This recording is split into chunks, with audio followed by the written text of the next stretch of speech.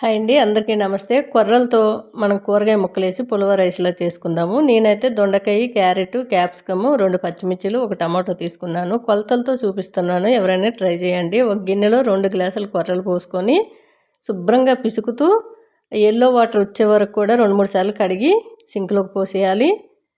మనకి 1 glass కొర్రలకి glass water చొప్పున 2 గ్లాసుల కొర్రలకి 2 గ్లాసులన్నర వాటర్ తీసుకున్నాను. మీరు కుక్కర్లో వేసుకొని చక్కగా నేను చూపిస్తున్న విధంగా వండి చూడండి. పొడి పొడిగా వస్తుంది, టేస్ట్ అద్దరిపోతుంది. కూరగాయ ముక్కలు నేను దొండకాయ ఉన్నాయి కాబట్టి అవే తీసుకున్నాను. మీరు వేరే ఏమైనా వేసుకోవచ్చు, మనకి క్యాబేజీ కానివ్వండి, ఆలు కానివ్వండి, అట్లానే మీల్ మేకరు ఇలాంటివి ఏవైనా వేసుకోవచ్చు. లేదంటే మళ్ళీ పెసరపప్పు అలాంటి దాంతో కూడా చక్కగా కొర్రల్ని ఉడికించి బ్రేక్ఫాస్ట్కి కానీ లంచ్కి కానీ చేసుకొని చూడండి. డైట్ చేసే వాళ్ళైనా షుగర్ ఉన్న వాళ్ళైనా చక్కగా తినొచ్చండి. నేను ఈ కూరగాయ ముక్కలన్నీ కూడా సన్నగా తరుక్కున్నాను. మనకి కొలతలతో వేసినాం కాబట్టి పొడి పొడిగా వస్తుంది. స్టవ్ ఆయిల్లో పెట్టి 2 విజిల్ వస్తే సరిపోతుంది. కిందకి దించేసుకొని కుక్కర్ చల్లగా అయిన తర్వాత మాత్రమే ఓపెన్ చేసి చూడండి. పొడి పొడిగా అన్నం భలే టేస్ట్గా ఉంటుంది. మీరు డైట్ చేసే వాళ్ళు ఎప్పుడు ఏం తినాలని ఆలోచించకంటే కొర్రలు అనేటివి మీరు వీక్లీ ఒక 4-5 కిలోలు తెచ్చుకుంటే మనకి 1 మంత్ వరకు వస్తుంది.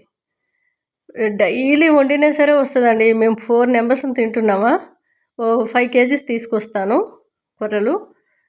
మాకు ఇక్కడ 80 రూపీస్కు కిలో దొరుకుతున్నాయి. మనకి డిమార్ట్లో గట్ట అయితే ఎక్కువ కాస్ట్ ఉంటుంది అనమాట. కిలో 100 పైన ఉంటుంది, 110 అలా. నేను ఇక్కడ వేరే వాళ్ళు పండించినవి కాబట్టి తీసుకుంటున్నాను. స్టవ్ పైన కుక్కర్ పెట్టి కొద్దిగా ఆయిల్ వేసుకొని లవంగా, దాల్చిన చెక్క, యాలకులు వేసి సాజీరా వేసి పోపు ఉల్లిపాయ ముక్కలు కట్ చేసేసుకున్నాం కదా, అవి లైట్గా వేగిన తర్వాత ఈ కూరగాయ ముక్కలు అన్నీ వేసి రాళ్ళుప్పు, కొద్దిగా గరం మసాలా, కారం వేసుకొని బాగా కలిపేసి కాసేపు మూత పెట్టి మధ్య మధ్యలో కలుపుతూ కూరగాయ ముక్కలు అనేది నూనెలో కొంచెం వేగితే మంచి టేస్ట్ త్వరగా ఉడికిపోతుంది. కొద్దిగా కొత్తిమీర, పుదీనా వేసుకొని ఈ కొర్రలు నానబెట్టుకున్నవన్నీ కూడా వేసుకోవాలి. 1 గంట ముందు నానితే కొర్రలు అనేటివి భలే పర్ఫెక్ట్గా టేస్ట్గా, మరీ పొడిగా కాకుండా మరీ మెత్తగా కాకుండా చాలా సాఫ్ట్గా వస్తుంది. 1 కాయన్నర నిమ్మకాయ వేసుకున్నాను, అంటే చిన్న నిమ్మకాయ కాబట్టి 1 ఫుల్ కాయ సగం భాగం వేసుకున్నాను. మీరు కావాలంటే పెద్దదైతే 1 నిమ్మకాయ సరిపోతుంది. 2 స్పూన్ల వరకు నెయ్యి వేసుకొని ఆయిల్లో పెట్టి 2 విజిల్ వచ్చిన తర్వాత కుక్కర్ మొత్తం చల్లగా అయిన తర్వాత ఓపెన్ చేసి చూడండి. పొడి పొడిగా భలే ఉంటుందండి.